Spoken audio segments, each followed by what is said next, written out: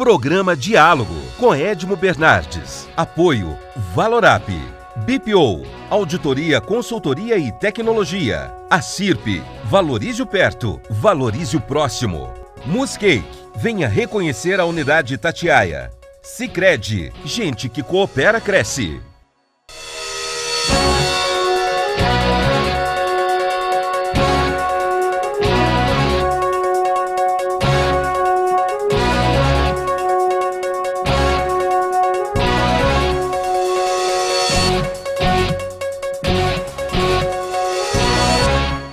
Olá, estamos iniciando mais um diálogo e hoje, numa edição especialíssima, logo para a gente começar 2023, não que o ano não tenha começado, mas no último dia 15 de janeiro estaria completando 100 anos de idade o senhor Flávio Antônio Barbosa Nogueira Cavalcante, ou simplesmente Flávio Cavalcante, o maior apresentador da televisão brasileira de todos os tempos. Quem viu televisão dos anos 60 e nos anos 70, ouvia alguma coisa do tipo: nossos comerciais, por favor, um instante, maestro, e nomes que nós vamos falar daqui a pouco que saíram da mão dele para o estrelato.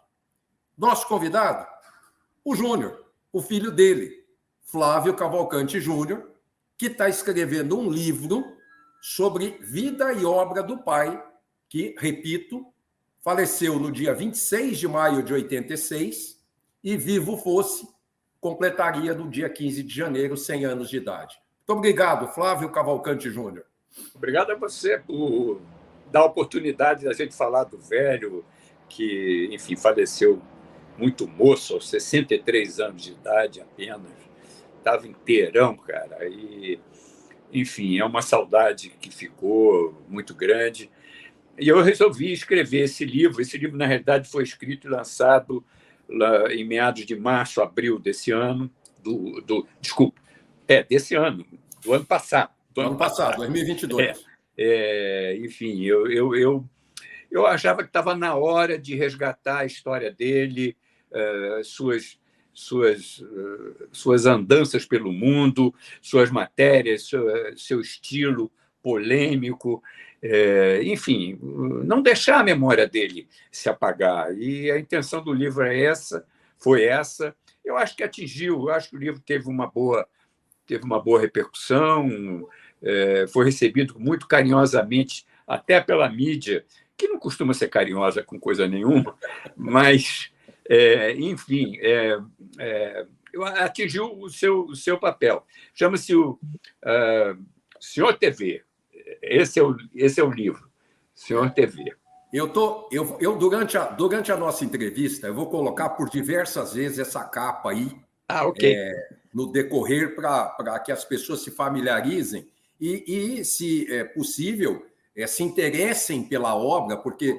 a gente está tratando aí de pessoas um pouco mais velhas que acompanharam seu pai, e que os mais novos possam entender um pouco da história que a gente vai poder passar aqui para que entenda o brilhantismo dele, né? Bom, Flávio, seu pai, eu não sabia que fora, antes da televisão, ele bancou o Banco do Brasil, né? Logo aos 22 anos, ele trabalhou no Banco do Brasil, foi. Na alfândega do Rio de Janeiro, e se desligou em 64. Quer dizer, jornalista, mas tentou uma outra carreira de sucesso, né? Na realidade, ele não tinha muita... No início, né? Ele não tinha muita confiança que a carreira de jornalismo fosse... dar certo. E ele fez concurso para o Banco do Brasil.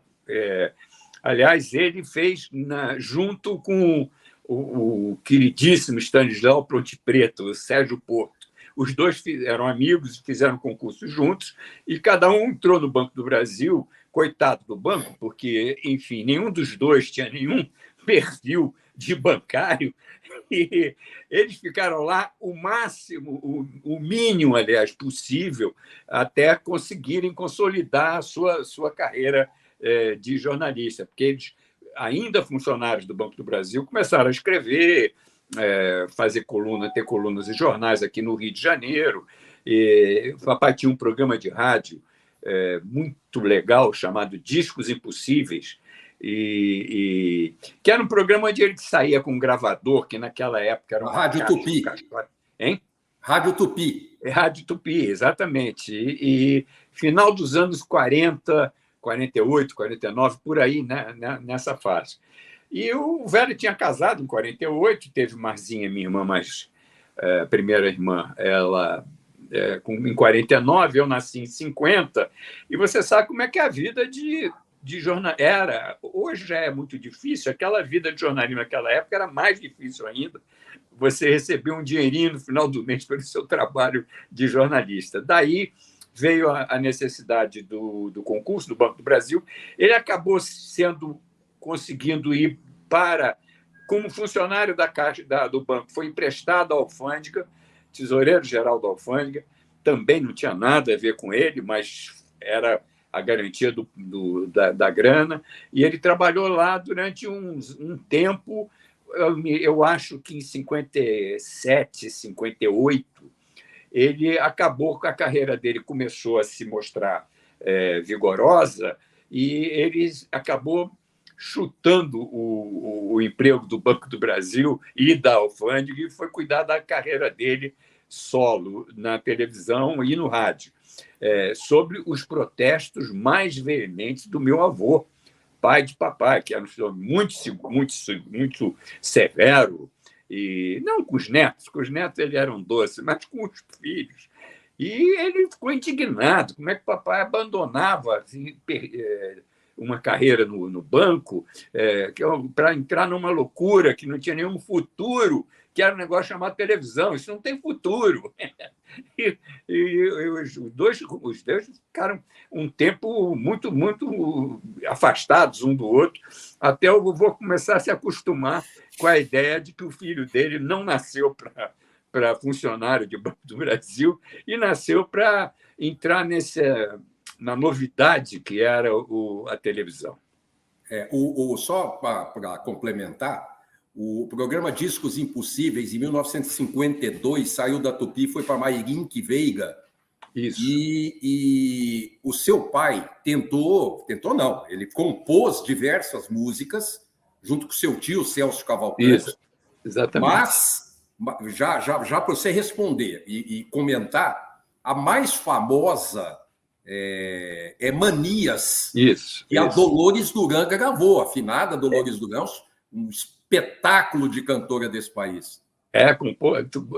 Cantora e compositora. Ela fez A Noite do Meu Bem, que é um dos clássicos da música brasileira, né? Sem dúvida. E sim, papai ele compunha, ele escrevia poemas. E meu tio, irmão dele, Celso Cavalcante, era músico, quer dizer, tocava instrumentos e tal. Então, o papai fazia a letra e o Celso faziam as músicas. Dentre as manias que eu tenho, uma é gostar de você. E vai por aí. E essa música foi muito gravada. A primeira gravação foi com a Helena de Lima, a primeira gravação. E depois disso, vários Dolores, claro, que era muito amiga nossa, eu chamava garotinha, eu chamava ela de tia Dolores. E ela gravou também. Tem uma gravação curiosíssima do Simonal que o papai não gostou, porque o Simonal fez uma mumunha e mudou o andamento da música. Ficou uma coisa meia cool demais e tal, não sei o quê. Mas eu gosto muito dessa gravação do Simonal de Manias. Enfim, depois ele gravou, ele compôs umas 2 ou 3 músicas. O problema é que o Celso era nosso diplomata, era do Itamaraty, era diplomata do Brasil em Washington. E eles compunham por correspondência, o que naquela época não era nada muito simples.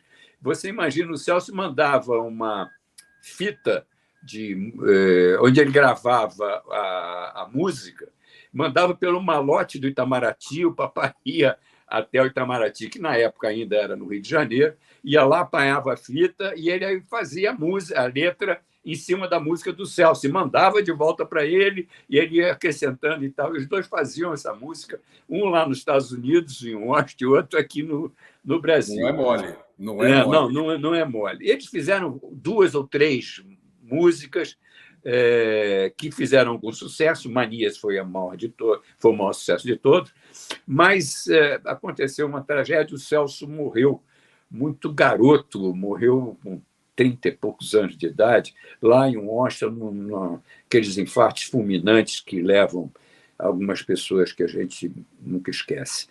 Papai ficou tão frustrado, tão dolorido com essa perda do irmão, do querido irmão dele, parceiro, que resolveu não compor mais.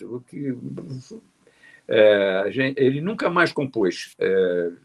Ficaram essas músicas, as primeiras músicas, e ele não quis mais compor. Depois, me parece, eu estou lembrando que agora, que eu acho que ele fez uma música em parceria com Sérgio Bittencourt, já no início dos anos 70. Mas eu não me lembro, eu não tenho essa música, eu acho que não foi gravada. Então, essa é a história do Flávio em termos de música. Mas como ele gostava muito da área, ele começou a fazer aquele programa Instante Maestro, que era o programa de crítica musical. Eu vou falar disso daqui a pouquinho. Okay. Eu vou chamar um intervalo, mas antes eu queria dizer que o Flávio, antes desse sucesso todo na TV, basicamente em 57, ele também, junto com o Jacinto de Tormes, ele fez os programas Nós, os Gatos, na Rádio Mairinque Veiga também, e tudo isso serviu para alavancar o sucesso desse Flávio Cavalcante. Eu vou chamar o intervalo, daqui a pouquinho nós estamos de volta. Até já. Okay.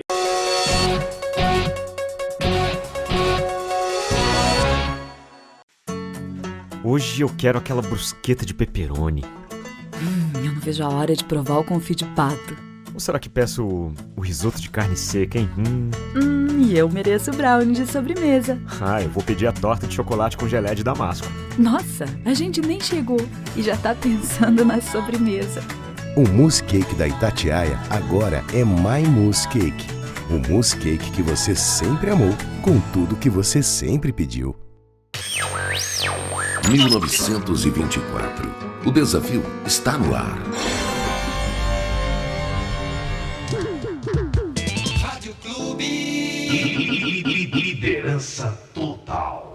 Lembra daquela festa onde você foi, que tinha um monte de gente e de você chamando mais amigos? Afinal, sempre cabe mais um, não é?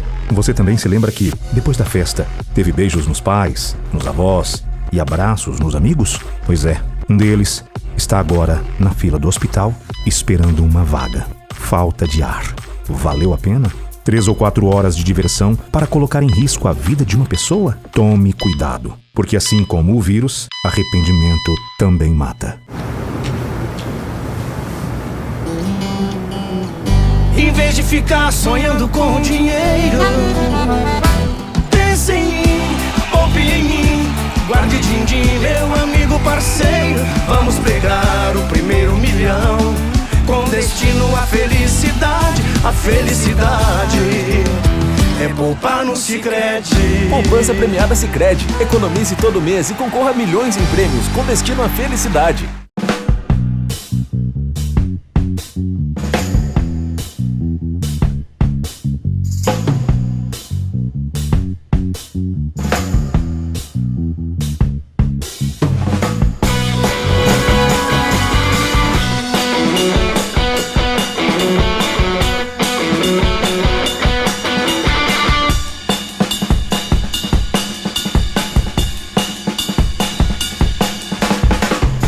Diálogo, apoio, Valorap, Acirp, Musicake e Sicredi. Estamos de volta com o segundo bloco do programa, comemorando, não sei se eu posso dizer comemorar, mas para mim é uma comemoração falar em Flávio Cavalcante, o maior apresentador da televisão brasileira, junto com seu filho, Flávio Cavalcante Júnior, que o pai estaria completando 6 anos, vivo fosse, no dia 15 de janeiro próximo passado. 100 anos. 100 anos. E aí, em 1957, um instante, maestro. Exatamente. O Flávio, seu pai, tinha uma característica, aí eu vou falar a minha opinião. A independência dele, quer dizer, você falou do Simonal, por exemplo, que foi questionado muito dentro da ditadura militar, foi massacrado pelos colegas, pelos artistas. O seu pai foi um cara que não se deixou levar e não teve boca mole em momento nenhum dentro da sua vida jornalística. Verdade. Então, até para falar, um instante, maestro, era com uma certa autoridade, era com um certo respeito que ele fazia isso naquele programa que ele lançou. Verdade. O programa, você sabe que, na realidade, o programa chamava-se Reportagem Musical. Olha que nome careta, mas era o nome do programa. O Instante Maestro foi uma marca que ele criou para, quando abriu o programa, tinha o conjunto do Maestro Cipó, inesquecível Maestro Cipó. O conjunto fazia a abertura musical do programa e o velho fazia essa passagem, um instante maestro, fazendo aquele gestual com a mão para que o maestro parasse. E isso virou uma marca e acabou virando o nome do programa, que ele foi lançado como reportagem musical. E daí ele partiu para fazer, ele se apaixonou por essa televisão e aí entrou no Noite de Gala, que era um programa, era um fantástico dos anos 50, talvez o primeiro grande espetáculo da programa de televisão, um show, tinha participação de artistas estrangeiros. Noite de Gala já foi na TV Rio. Isso, na TV Rio. Isso. Começou na TV Rio, depois ele teve uma passagem pela Tupi, mas o grande momento dele, o lançamento dele foi na TV Rio, pelas mãos e obra e criatividade de um empresário fantástico chamado Abraão Medina, isso, que tinha uma rede de lojas de eletrodomésticos no Rio de Janeiro chamado Rei da Voz. E o programa de televisão era patrocinado pelo Rei da Voz, que, obviamente, qual era o maior produto que ele tinha para vender? Televisão. E televisão, naquela época, pouca gente tinha, poucas famílias tinham. E ele criou, então, um programa, porque a pessoa reclamava muito também que a televisão era muito chata, muito falada, muito monótona e tal. E o Medina, com uma lógica cartesiana, diz, olha, a pessoa vê pouco televisão porque a televisão é ruim. Vamos fazer uma televisão boa, com ritmo, com dinâmica, que aí as pessoas vão se motivar para comprar. Então, uma coisa ajudou a outra. O Medina passou a ganhar muito dinheiro vendendo aparelho de televisão. Ele patrocinava a Noite de Gala, mas vendia os aparelhos porque as pessoas queriam ver Noite de Gala. E aí outros programas vieram atrás. Tem um detalhe que é importante dizer, para situar as pessoas, é o seguinte: esse programa era eminentemente carioca, local. Na época não tinha satélite, não tinha Embratel. Então, o programa não passava no Rio, nem em São Paulo, não passava em nenhum lugar do Brasil. Não tinha nem videotape, cara. Os programas eram ao vivo mesmo. E então, o papai aconteceu e fez sucesso a partir, único exclusivamente nessa fase inicial, aqui da cidade do Rio de Janeiro, onde ele era queridíssimo. Só para te ajudar, a transmissão nacional do seu pai foi em 1970. Isso, logo depois da Copa. Já no programa Flávio Cavalcante. Já chamava programa Flávio Cavalcante, e aí sim, via Embratel, que era estatal de comunicação, etc. Começou a transmitir nacional. O programa, a Embratel, a primeira transmissão importante que a Embratel fez foi a Copa de 70. Sim. Que nós vimos ao vivo, foi a primeira Copa que a gente assistiu ao vivo, do México para cá. Eles já transmitiam em preto e branco, em cores. Só que o Brasil não tinha ainda aparelho a cores, então a gente recebia em casa em preto e branco, infelizmente. Você sabe que em 1970 tem um clube aqui em Ribeirão Preto, chama Recreativa, Sociedade Recreativa. Tá. E eu ia na Sociedade Recreativa, porque lá tinha uma TV em cores, os legal. associados, e a gente ia lá ver o jogo em cores. Pois é, então isso realmente era para poucos, porque não tinha nem para você comprar. Se você quisesse comprar, só tinha como importar, e eram caríssimas as televisões naquele momento. Então, aí, quando acabou a Copa do Mundo, eles descobriram que os programas poderiam passar a ser nacional. E a Embratel estava aí prontinha para distribuir o sinal. Nos primeiros momentos, demorou muito chegar o sinal, demorou a chegar em Manaus, no Amazonas, mas o resto do Brasil todo passou a ser coberto. E aí que o programa ganhou corpo nacional e virou um programa importante aí, um dos mais importantes programas da televisão, sem dúvida nenhuma. Você falou do Maestro Cipó, do Instante Maestro. Claro, eu quero lembrar da Grande Chance, Sua Majestade e a Lei, outros programas que culminou depois com o programa Flávio Cavalcante. Mas nos programas do seu pai, os talentos foram revelados ali, né? Eu me lembro, você falou do Maestro Cipó, do Maestro Erlon Chaves. Meu amigo, o Erlon ia ser meu padrinho da minha filha, que estava para nascer. A gente não sabia ainda se era filho ou filho, mas a Suzana, minha mulher, estava grávida, e nosso maior amigo era o Erlon, que já tinha sido um dos nossos padrinhos de casamento. E foi uma dor tremenda. O Erlon faleceu 15 dias antes da... Hein? Muito cedo. Ele faleceu uns 15 dias antes da minha filha nascer. Portanto, ele faleceu entre 14 e 15 de novembro de 74, e foi uma dor muito grande. E ele era o cara que fazia os arranjos do programa do papai. Era um maestro arranjador, teve uma banda chamada Banda Veneno, que fez muito sucesso. Era uma pessoa queridíssima e muito amiga nossa, enfim. Deixou muita saudade. Eu só não posso deixar passar que, por volta da época que seu pai, do Abrão Medina, do Noite de Gala, que o Celso estava nos Estados Unidos, o seu pai conseguiu o furo de entrevistar o John Fitzgerald Kennedy na Casa Branca. Isso foi um pouquinho depois. Um pouquinho depois. Foi em 62. Sim, ainda com Noite de Gala.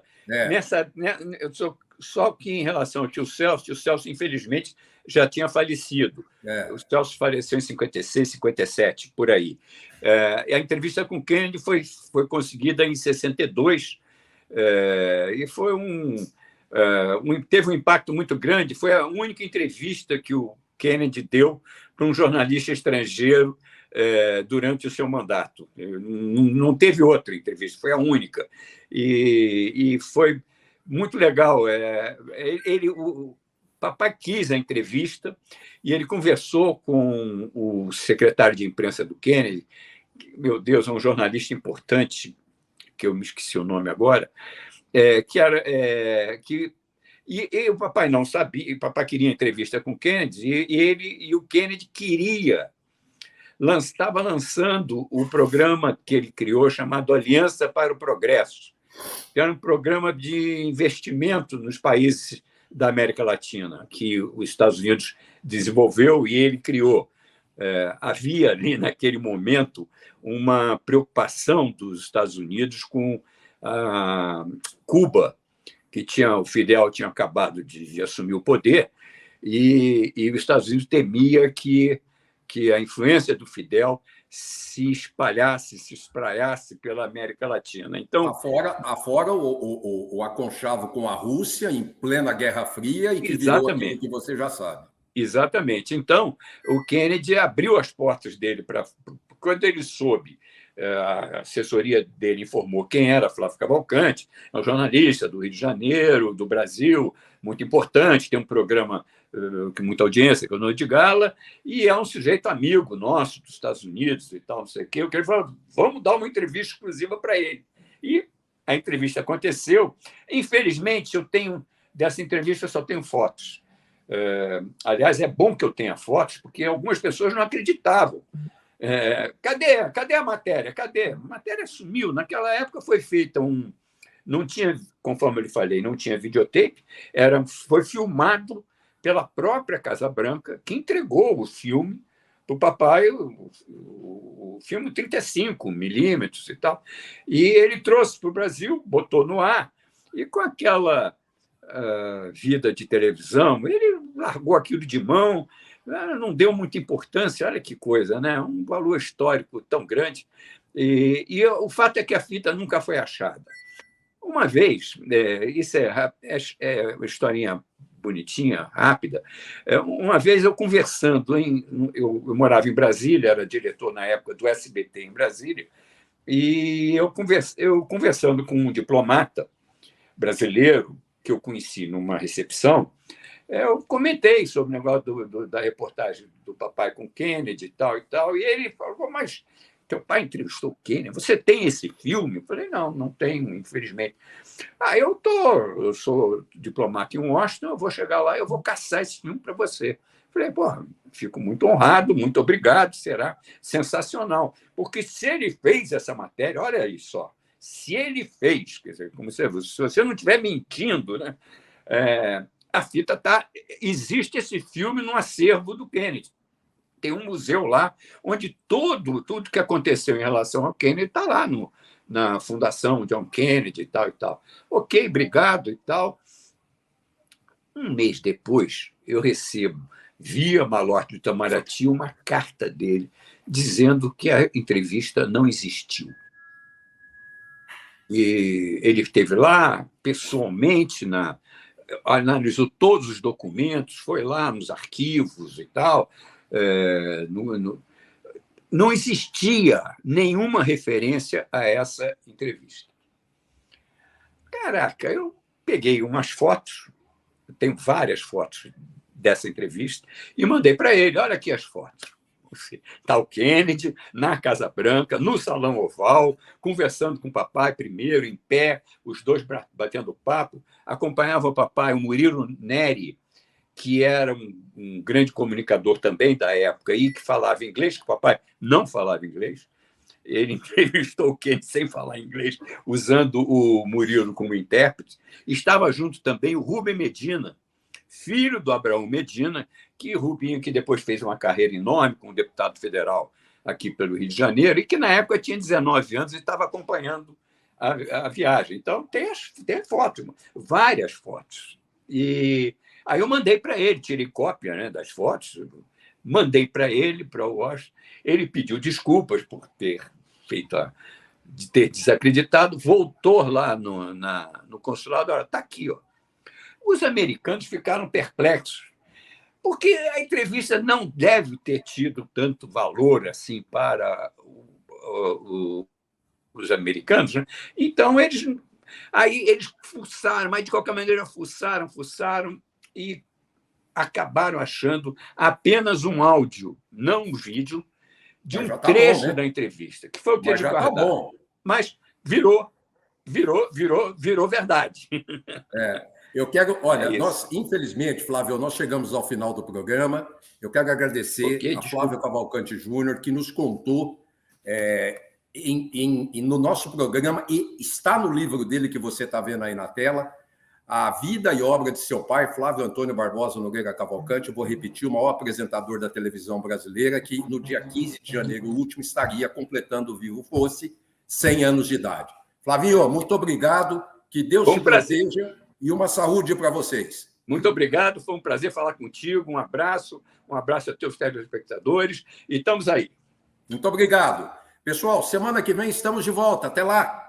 Programa Diálogo com Edmo Bernardes. Apoio Valorap, BPO, Auditoria, Consultoria e Tecnologia. A CIRP, valorize o perto, valorize o próximo. Muscake, venha reconhecer a unidade Itatiaia. Sicredi, gente que coopera cresce.